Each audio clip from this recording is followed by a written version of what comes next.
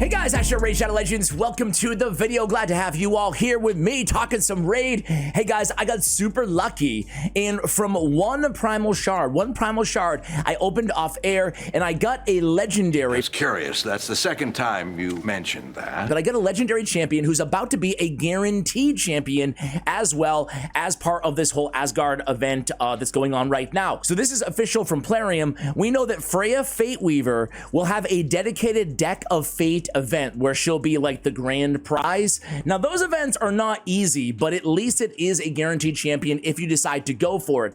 And I think she's way better than what I've seen out there about her so far, which we'll talk about in today's video. So I pulled her super early, which gave me the opportunity to go ahead and test her out in various areas.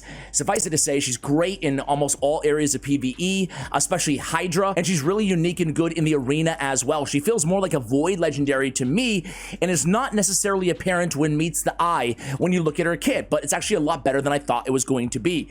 Anyway, dedicated deck of fate event, various summoning events, summon pool event, 10x summon boost for this champion, and a 15x progressive chance event are all the ways you can get your hands on Freyja Fateweaver. Okay, so what does she do here? So first of all, she looks awesome, I think. But I give like the best massages. All right, then massage me up right nice. So good, isn't it? So good, I don't know what I've done to deserve it. Say goodbye to sore muscles. Goodbye, muscles. She is force affinity. She's got the vibe. She's got the background, which I really like, kind of your Carl, but all the Asgard barbarians have this as well. Look at her base stats, over 20k on the HP, over 1400 on the defense, and 110 very fast too on the speed. She does bring defense in all battles by 30% on the aura as well. Check out her, well, reviews don't mean much, but it's a good start. It's a good start, 5s across the board, and I'm gonna rate her the same, well, obviously with some exceptions. On her A1 ability, it's an AoE with a provoke. It's a 40% chance provoke on an AoE, and it counterattacks with this skill when a shield buff placed by this champion is removed by damage, occurs once per turn.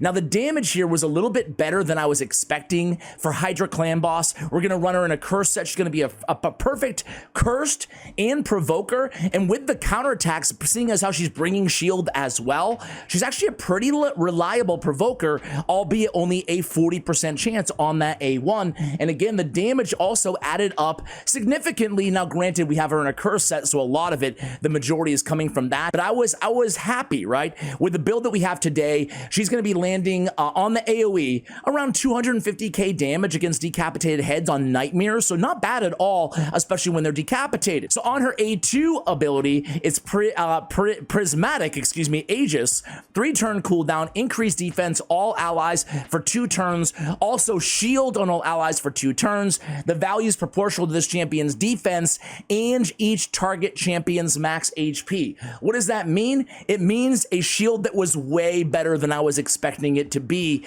and that's it plays into the rest of her abilities. So let's take a look, or her passive, I should say. Gold Weave, her A3. Remove a full cleanse and a block debuffs and a turn meter fill of 20%. A really sweet cleanse ability with the block debuffs all on a 3-turn cooldown. And you add in the turn meter fill. Sign me up. Great ability. Divine Foresight, her passive. Now this is where things get really crazy. Increase this champion's defense by 5% each time an ally inflicts a critical hit. Now obviously this is going to improve her damage based on defense. It's going to improve her survivability, and it's also going to improve her shield, okay? So there's a lot of benefits from this first passive effect. Now 50% extra defense is super big, and she's already bringing increased defense. So in the build that we have today, on one of the builds we'll have like 5,000 defense, right? So we're gonna get a 50% escalation pretty soon in the battle, so that's 7,500 base defense. And then she brings the increased defense on top of that, so you can easily get her to like 12,000 or way higher on her defense in battle, and that's gonna really beef up that shield and the damage on her AoE on her A1 ability. The active effect is pretty cool and unique as well. Prevents the death of an ally with the highest crit damage except this champion, and keeps them alive with 1 HP when hit with a fatal hit.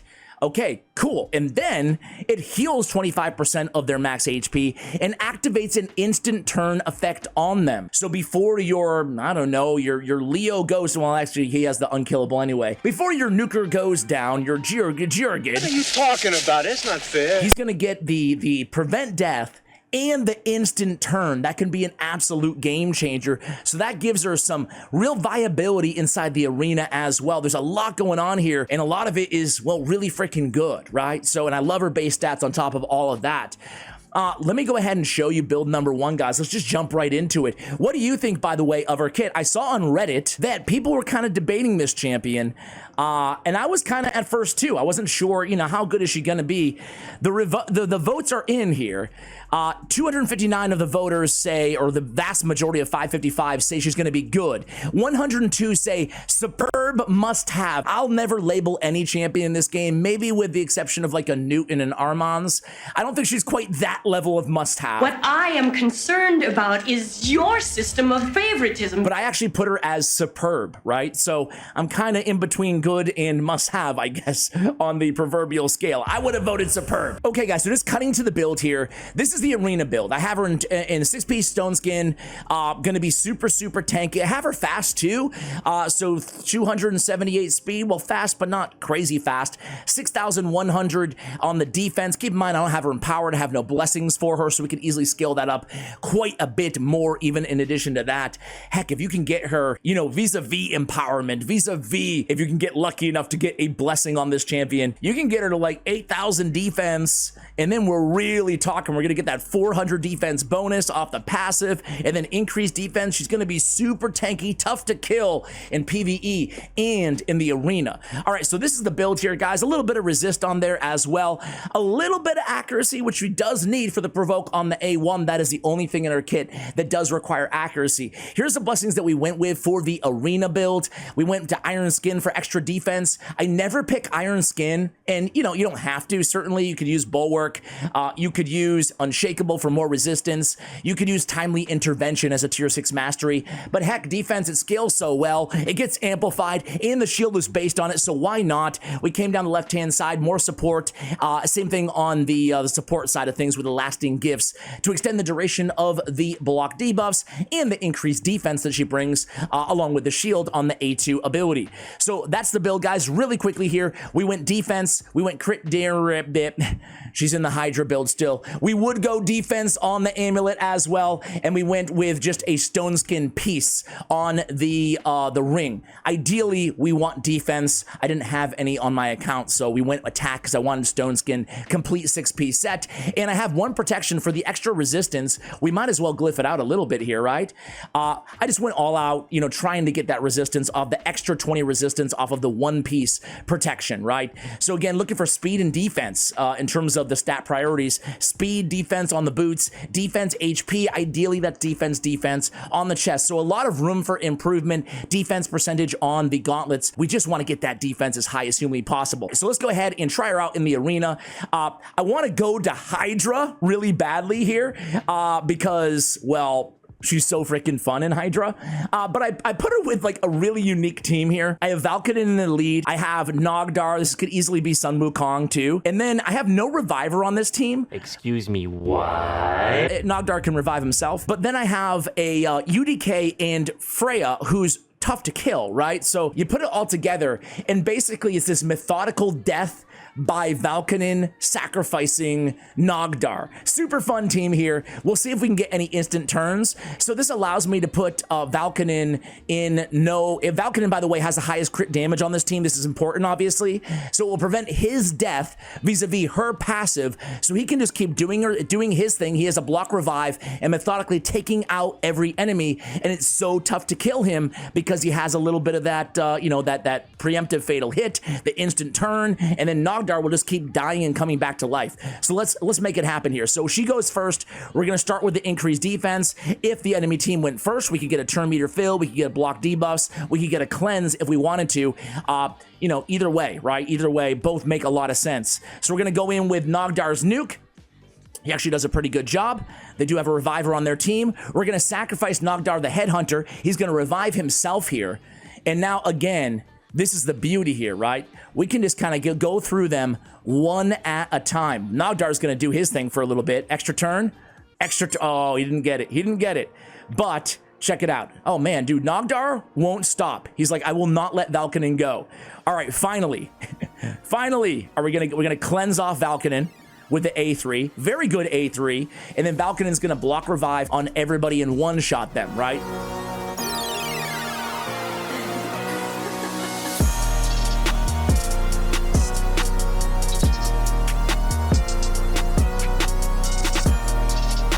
Really fun synergy here. We have that extra layer of protection for a team with no revivers. It's really fun. Let me go ahead and get Nogdar out of there. And let's just go with Sun Wukong, right? Because Sun Wu could easily fill the same role on a team like this. And I just got lucky on my mythical opening video, guys. I released it yesterday. Ooh, my very last pull. But don't fast forward, watch the video. I got 4 mythicals, and I got my very most wanted mythical. But I say all that to say, I also pulled the dupe of Sun Wukong in that video, which is really cool. Don't spoil it by, you know, being yourself. All right, let's go ahead in and, oh gosh, let's go ahead and try to mess around with some, there we go. Okay, let's go. I really kind of want to cleanse, I'm going to use the A3. I want to cleanse that fear off of Valkonen, right? It's going to be pretty crucial to the strategy here. So not ideal. I probably should have used. No. We'll get Sun Wukong back in a moment here, and let's just get some healing on everybody. UDK. Sun Wukong is back in the battle. He can steal the buffs in a moment. Let's go ahead and get that nice shield. Look at how big that shield is. Really solid. Now we can decide who the heck do we want to kill. We can kill anybody on the team in a block revive. Let's kill Duchess. Boom! 320k damage.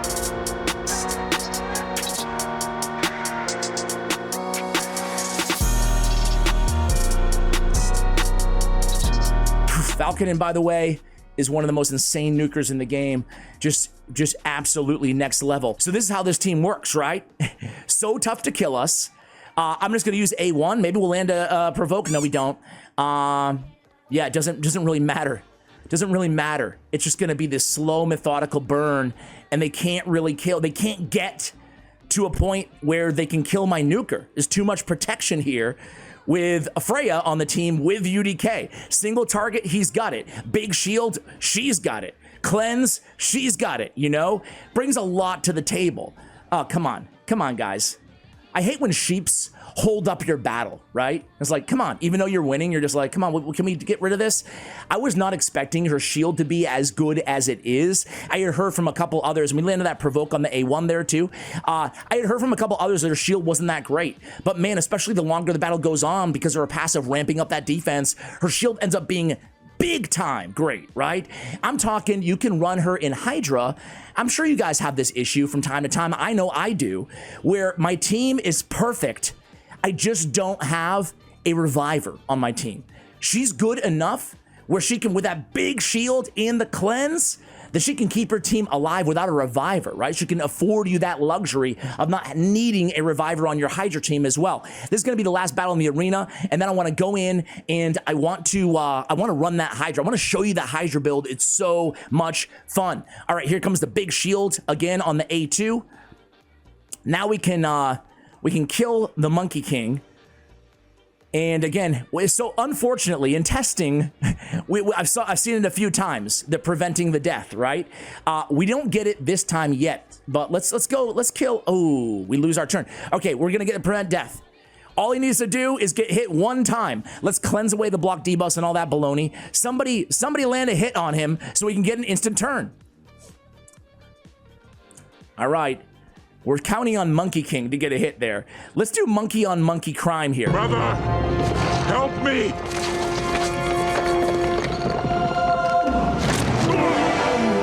Long live the king. Okay, could have been better there, right? Now we're gonna just try the A2 here. Hexa Blades, and of course it does a number on the enemy team. I was hoping that Valkonen, he was so close to dying. But I was hoping for the death because it's going to give him that heal and it's going to give him that instant turn off of Freya, right?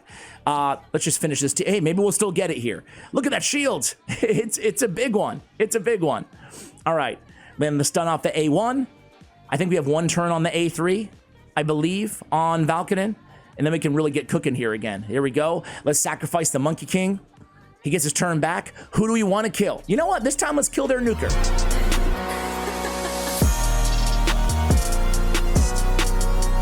Sun Wukong is dead and a block revive, so he can't come back. So basically, this match is over. I'll come at you guys when it's officially done here. But yeah, their nuker's dead. We blocked the revive, and they can't kill Valkynin, right? And if you kill Monkey King, well, it doesn't freaking matter, right?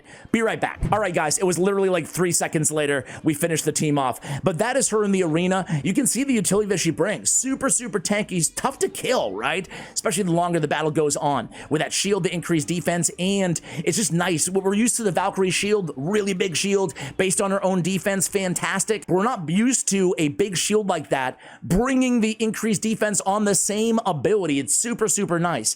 It works everywhere. Ice Golem, for example. You know what?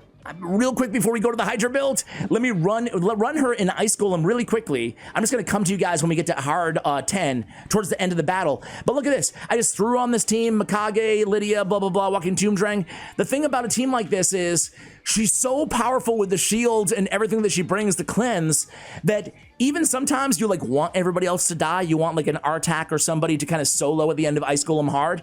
Well, she won't even allow it, because she just keeps everybody alive so well. Be right back. Okay, guys, so here we are against the actual Ice Golem here. This is Ice Golem Hard 10. There's not any world record-setting speed run or anything like that. Just trying to fit some accessible but very good champions, kind of endgame accessible champions with the Lydia and the Mikage. Ninja, obviously. Artak could easily be in the role of a Walking Tomb Drang here, but it's basically to show you, she's still in the arena build, by the way, so probably not going to be landing that provoke, but just to show you how effective she is at survivability with that big shield and the cleanse. And we've said it 100 times now. Again, big shield. You can see Ninja, for example, like that's a big shield. Really love it. It's going to help you in progression. Basically, no matter where you are on your account, if you're lucky enough to get your hands on this champion, you're going to be able to benefit from that A2 and that A3. Very effective A3. I love the turn meter fill and the block debuffs and the cleanse all on a 3-turn cooldown. Like I said earlier, she does feel, the kit itself feels to me like a legendary, or like a Void legendary champions kit, especially with that passive in there as well. All right, guys, so you get the point. You see the team. I got to show you this Hydra build. All right, guys, so we're going to move from the stone skin. Now, there's kind of 2 ways you can play this. If you need the Hex, go Cursed. I'm going to go Cursed because she's great with Cursed with that AoE on the A1. But you could easily go in a 9-piece protection if you wanted to as well, because she is bringing 3 buffs, and that's going to get to escalate to more damage for your team off of the 9-piece if you have the gear. So that would probably be my second favorite build for Hydra. Maybe even if you wanted to go crazy, you could go with Merciless and kind of build her as a quasi-nuker. No, you're going to get a massive shield anyway to help everybody on your team. So there's a few different ways that I'll throw at you guys, but the obvious one here is going to be her as a curse set champion for your team. So we're going to go with the cursed damage defense build. Man, I love these builds. Probably one of the most underrated, or maybe properly rated, I don't know, quality of life they've ever added to this game is the build presets. Oh, I love them so much. It gives you just, it feels like you actually have command of your account in a way, right? I don't know. Anyway, I digress. So we have a curse set. We have 1-piece stone skin on her. We have perception, right? To get the accuracy a little bit higher. We are going to run Mikage as a lead, and she has an 80 accuracy aura, so that's going to help significantly take that into consideration, as well as the fact that, you know, she's base level here. No ascension, or no blessing, excuse me, and no empowerment. So what do we have here? We have crit damage on the gauntlets. We have defense percentage on the chest, and we have speed on the boots. We have defense, still crit damage on the amulet as well in the curse set. So now we have a chance of applying Hex. Her total stats, we took a big hit on the defense, 4871, in order to get some crit rate, some crit damage on her as well. Stat priorities are going to be crit rate, crit damage, or defense, speed, crit rate, crit damage, accuracy on this champion. So we're going to change the masteries. Let me change them. Actually, we'll do them together, right? We're going to go accuracy, accuracy, and more accuracy. Let's first get our, was she already at? She's already at, but we might as well get the crit rate anyway, right? She's already at 85%, but she's not going to benefit from the attack, right? So we're going to come down the left-hand side, single out, bring it down, methodical, and we're going to end with War Master here, okay? So let me push myself aside. All right, so we have the foundation. We're going to go with Life Drinker to get some heals. We could have easily went with Rapid Response as well. Probably should have, could have. We're going to go Cycle of Magic. We are going to go to Lasting Gifts still. And we're going to go to Merciful Aid. And we're going to put in some... hopefully no one's dead at all. We're going to go Heart of Glory. And I guess... well, I guess we're just going to go Spirit Haste. Okay, so that's going to be our new Masteries here. Most importantly, we're going to go War Master now to get some extra damage out of this champion. And we have 274 accuracy now, which is going to be helpful, plus the rest of the accuracy bonuses that we get from the rest of the Masteries. Okay, guys, so this is the build. Let's jump on over. I'm going to place her in my main Nightmare team to see how she does, okay? I'm not going to run the entire team because I want to do it on auto. What am I doing? Doom Tower normal? Wait, Ash, what are you doing, bro? I'm getting too excited about this champ, guys. Abigail. This is the team. So you guys saw from yesterday's video? Well, I don't want to say it, but you might notice some new faces on this squad. So this isn't about the team. I know it's not accessible, guys. It's more about what can she do in Hydra? How does her kit benefit a team like this? Notably, no reviver on this squad. Can she help? Can she be the main provoker, right? She's my only provoker on this entire team.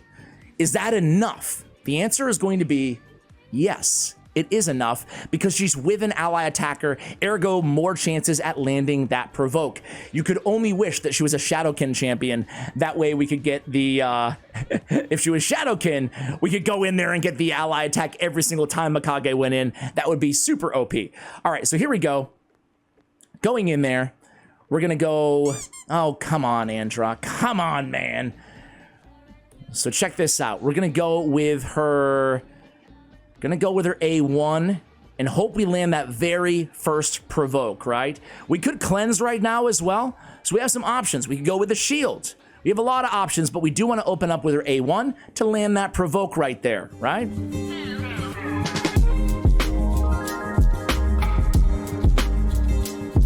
Good job. All right, let's go with the A2. And then let's go with the Silken Snare.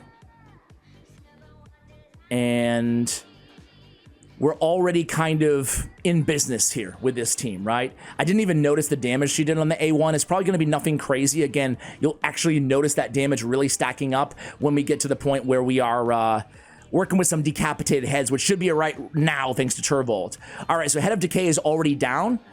Once we get rolling here on this team, you're going to notice this damage is going to scale exponentially, okay? Next target is going to be the Head of Torment here. But let's deal one thing at a time, right? All right, so we could really use a cleanse right now. So let's go ahead and use that A3 ability if we can get the True Fear not to proc, right? We have no, like, Tawana Rock on this team as well. So Silken Snare and the A3 of Freya, I always give the J in there. Freya, Ash, Freya are going to be our best kind of friend there. And of course it doesn't proc. Bummer, but it's okay. We're going to stabilize right now. All right, let's go in the A3 here. Get some nice damage. There we go. All right, I'm going to cut in a moment here. I just want to go through her cycle one time. And let's put an end to the Head of Torment once and for... well, not for good, but for a moment. There we go. All right, so no more True Fear to worry about. That's going to be great. Let's go ahead and go in here with the ally attack. And now you're going to start to see the AoE on the A1. 433,000 damage. I think that was her.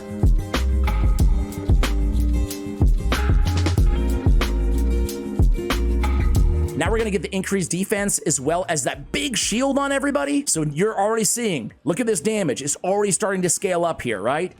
All right. That was some nice damage. Again, she's not a...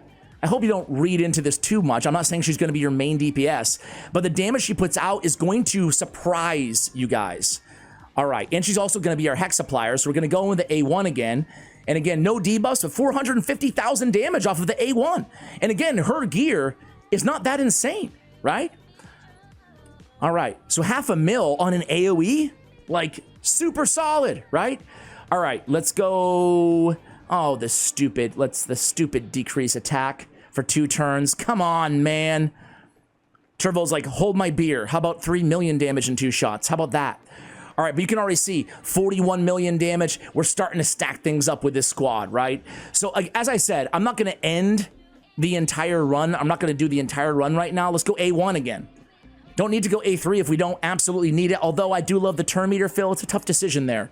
But I'm going to cut here, guys. I'm just going to let it run for, you know, not too long. I'm just going to let this team run, and we're just going to see what her damage is like. Keep in mind, Hex is also going to be a big factor. I want to make sure I always mention that, but I love that she can keep my team alive, cleanse my team, block debuffs my team, and do some damage, and be my provoker.